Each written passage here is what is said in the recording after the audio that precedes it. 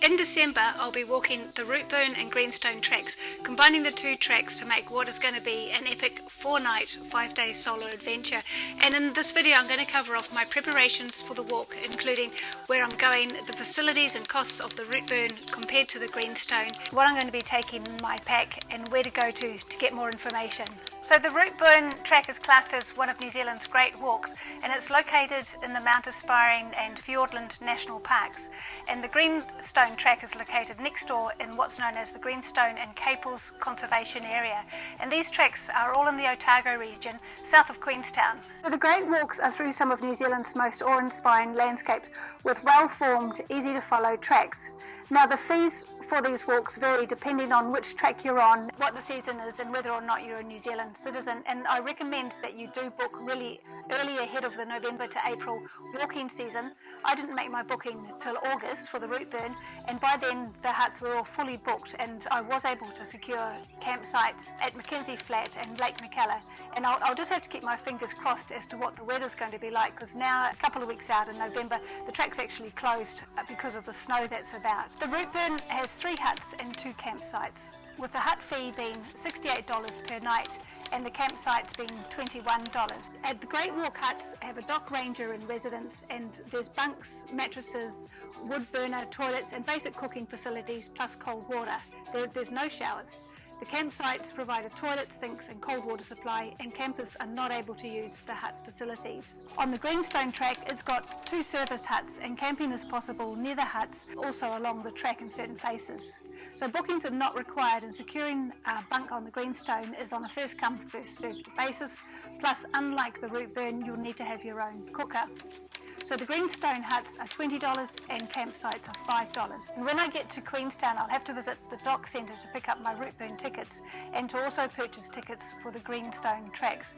For whatever reason, dock will not email the tickets to you, so you do have to go in either into Queenstown or into Te Anau to get a hard copy. I've already arranged transport from home to Queenstown. I've still got to arrange for my accommodation the night before and the night after, and also closer to the time I'll sort out my shuttle transport to and from the Routeburn and Greenstone tracks, and both those trailheads are near Glenorchy. My pack weighs around 15 kilos, which includes about 5 kilos of food plus my water, and I'm taking 2 sets of clothes. I've got my day hiking clothes and my nighttime warm clothes. And because I'm going to be camping, I've also got all my camping equipment, which adds to that overall weight. This is the pack I'm taking on the Routeburn trip, and we'll just go through everything I've prepared for the journey.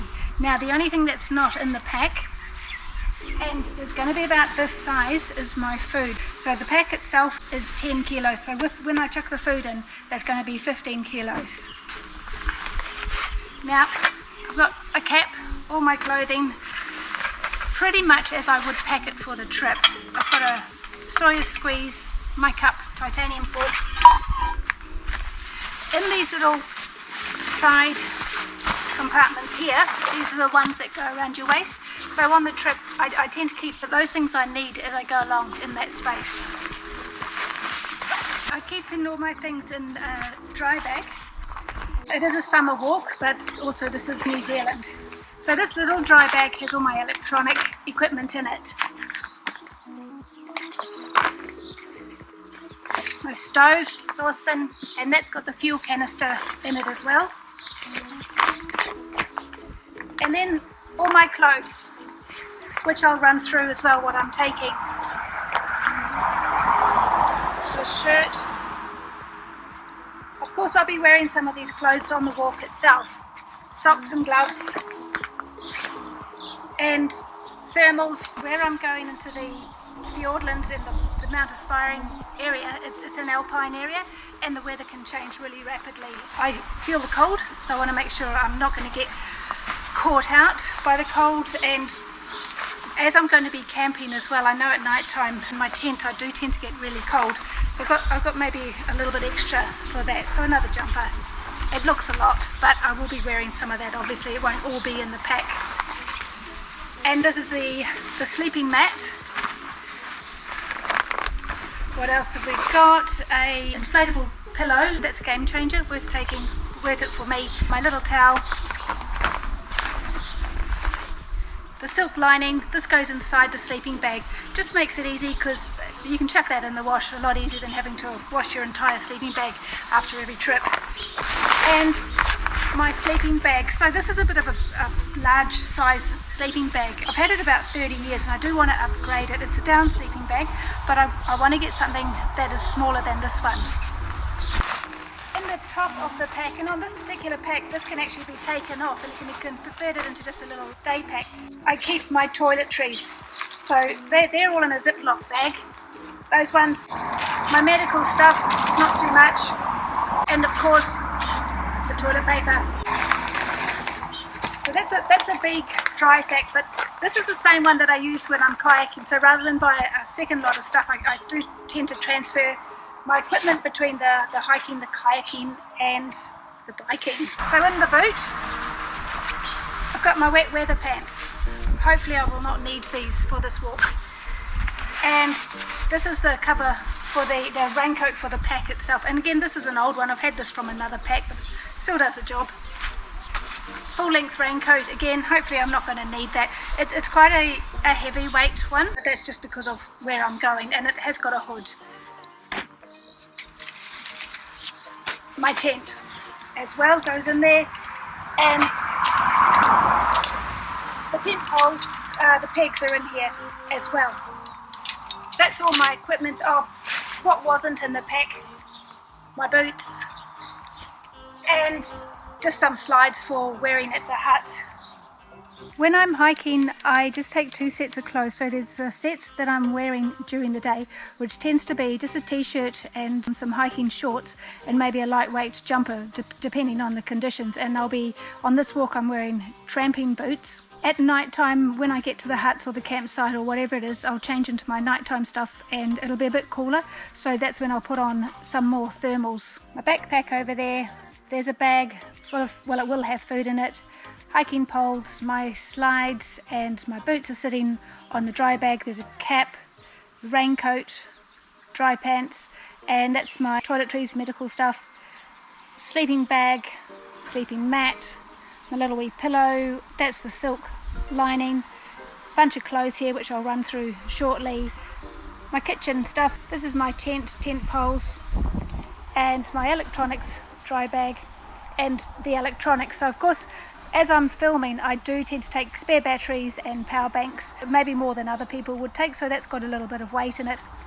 This thing just here, that's my personal locator beacon, and for me that's an absolute essential piece of equipment.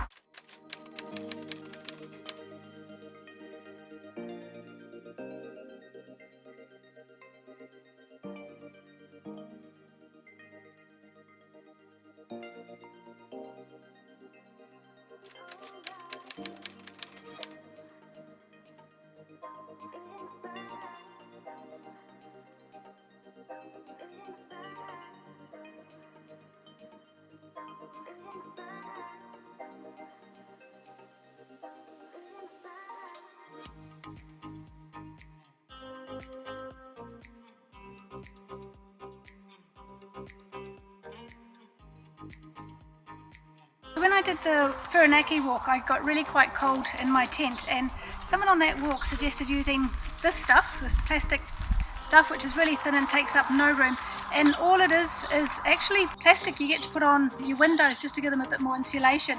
And the idea is I'll just lay it out under, it's going to go underneath my mat. This is the insulated sleeping mat, so this is quite a new purchase. It takes me about 30 breaths to get it all puffed up properly.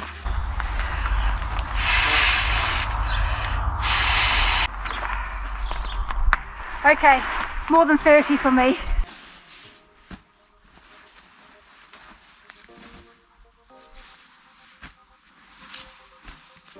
And the silk liner goes inside the sleeping bag, and this it just takes up no room, very, very lightweight, and provides a little bit of extra warmth. So that's the liner, and the little wee pillow will blow that up as well, just so you can see.